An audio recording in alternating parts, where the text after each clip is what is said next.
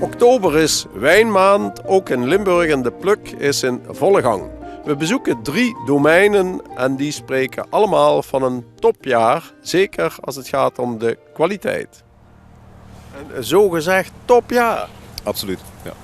We kunnen nu ervan uitgaan als we de suikers meten in de droeven, de zuren, de fenolische rijpheid, het zuurstoffen en de kleur van de droeven. Dat is echt helemaal geel geworden. Dit is Auxerrois druivensoort en daar kunnen ze echt aan zien dat ze fenolisch heel erg groot rijp zijn en dat we dus een hele mooie rijpe wijn krijgen met een egale lange afdronk. Dat kunnen we eigenlijk nu al voorspellen, dus dat is wel leuk om te kunnen zeggen. Hè. En fenolisch, wat is dat? Fenolisch, dat wil zeggen als ze onrijpe groene tonen hebt in de droeven, dan dat zie je aan de rand van de mond. Dat is niet mooi.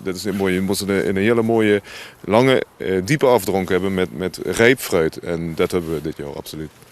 En de kwaliteit is vooral bepaald door de zon van de laatste maanden. Hè? Dat heeft de doorslag gegeven. Absoluut. Waar je een beetje schrikt natuurlijk in de juni, toen het erg nat wordt. Maar de zon is nog niet in de bloei, dus voor de bloei maakt het dan niet zoveel uit. Ze hebben niet veel geleden van het vocht, zeg maar, in de tijd. En daarna hebben we fantastisch weer gehad naar de bloei. En met name op het einde hebben we zelfs zonnebrand in de druiven. Dat wil zeggen, je ziet hier, we doen de druivenzone ontbladeren om een luchtige loof van te krijgen, om veel zon erop te krijgen. Maar dit jaar in augustus wordt het zo warm dat er aan de zonkant zeg maar, verbrand zijn. Dus dat is weer de andere kant van de medaille. Geen grote schade. Geen grote schade, vooral geen kwaliteitsschade is sowieso niet, alleen opbrengstvermindering. Maar dan kallen we over 10% of zo. Dus dat valt wel net in. Ja. En dit is welke druif? Dit is Auxerrois. Dat is de meest aangeplante druivensoort in Limburg. Zeer mooie wijn. We hebben toevallig vanavond een mosselavond hier in een restaurant in Toorn. Past er perfect bij.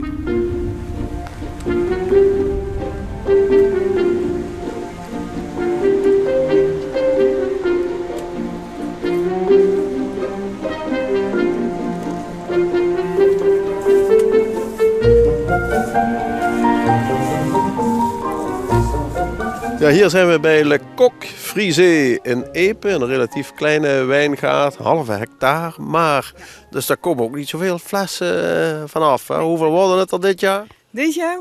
2200, denk ik, meer niet. Okay. Het is de opbrengst is minder, maar het is wel een hele goede kwaliteit. Ja. Dus, waarom is die minder? Omdat het zo vorst is geweest in het begin van het jaar. Ja. Bij de bloei is het allemaal afgegaan en het is ook daarna gaan regenen. Ja. Veel zelfs. Heel veel. En gelukkig is er wel daarna de zon gekomen. Dus de rest wat er nog is, wat goed is en geen krentjes geworden is, dat is perfect. Ja. Dus het houdt wel in dat er iets minder opbrengst is. Qua kwaliteit kun je spreken van een topjaar? Ja, prima. Het is perfect, maar minder. Ja. En wat voor soort druiven zijn jullie aan het plukken? We zijn nu de Pinot Blanc aan het plukken en de Auxerrois. Oh, oké. Ja. Ook zeg maar authentieke rassen. Ja, echt oude rassen. Klassieke rassen hebben wij. Ja, hier staan we op de Fromberg, zoals dat heet, met wijngoed van u. Dat heet CRS en is nog redelijk jong. Redelijk jong. In 2009 de eerste aanplant gedaan van 1,7 hectare. En eigenlijk was mijn intentie om het daarbij te laten. Hè? Maar kennelijk kan het een mens zo in de ziel roepen dat ze daarmee doorgaat. En inmiddels is het uitgegroeid tot 11 hectare in zijn totaliteit. Waarvan 10 op Fromberg, hier op de Fromberg. En die andere 1,2 hectare in Veilen. Ja.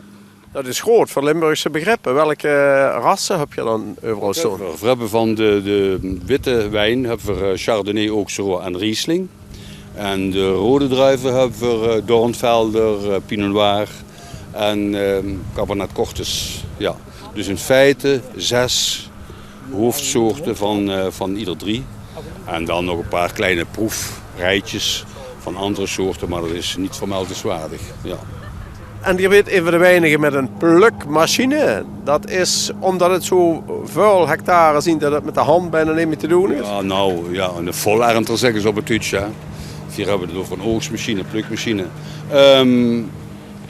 Waarom? Omdat de weersomstandigheden hier in ons land toch, eigenlijk heb ik de ervaring, onvoldoende vast en betrouwbaar zijn om weken te kunnen oogsten. En als ze zoveel hectares has, moesten of tientallen mensen hebben of je moest zo'n apparaat hebben. Met 11 hectare moet ik natuurlijk toch denken dat ik een andere marktpositie moet veroveren en aanpakken dan degene met 3 hectare. Hè.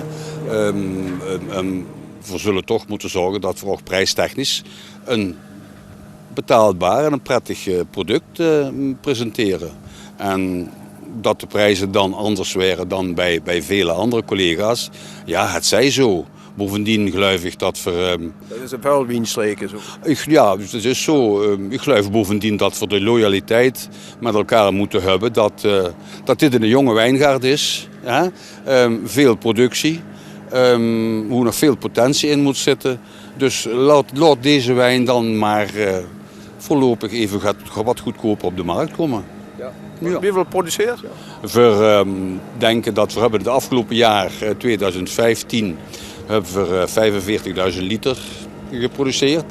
En we hopen toch dit jaar door een 10.000, 15.000 liter bij kunt.